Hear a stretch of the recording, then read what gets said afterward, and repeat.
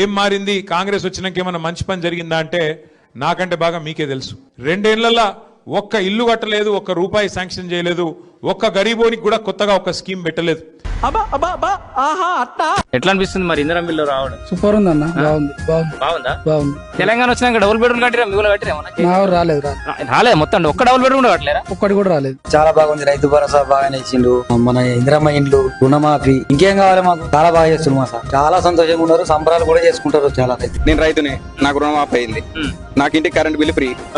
Next వచ్చేసి నాకు సన్న బియ్యం అందిస్తున్నారు. 3 నెలలకు సంబంధించిన ఒకసారి ఇచ్చిర్రు. సన్న బియ్యం ఇచ్చిరా? ఇప్పుడు ఇదేస్తాడు మన నెల ఇస్తాడు. 3 నెలలు ఒకసారి ఇచ్చారు. రైతు భరోసా పడ్డది.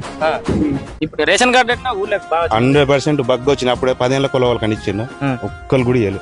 ఇప్పుడు చిన్నోళ్ళకి పెద్దోళ్ళకి అందరికి వచ్చి 10 సంవత్సరాల ముందు ఆ టీఆర్ఎస్ ఉన్నా కూడా ఒక ఇల్లు రాలే సార్, గుడిసెలలో ఉన్నాం. ఇప్పుడు రేవంత్ రెడ్డి సార్ వచ్చినాక మాకు ఇల్లు వచ్చిందయ్యా, మాకు చాలా సంతోషంగా ఉంది. ఒక బిల్లు అయితే పడుతూనే ఉన్నాయి, పనులు అయితే మంచిగానే సాగుతున్నాయి. సంవత్సరాల మట్టి ఇల్లు లేక ఇబ్బంది పడుతున్నాం సార్, ఎవరిని అడిగినా కూడా మాకు ఇల్లు ఇవ్వలేదు. కాంగ్రెస్ ప్రభుత్వం వచ్చినాక మాకు ఇల్లు వచ్చింది, మాకెంతో సంతోషంగా ఉంది. మరి గ్యాస్ ఇచ్చిండు, మరి ఉచితంగా కరెంట్ ఇచ్చిండు, బస్సులు కూడా ఫ్రీ ఇచ్చిండు.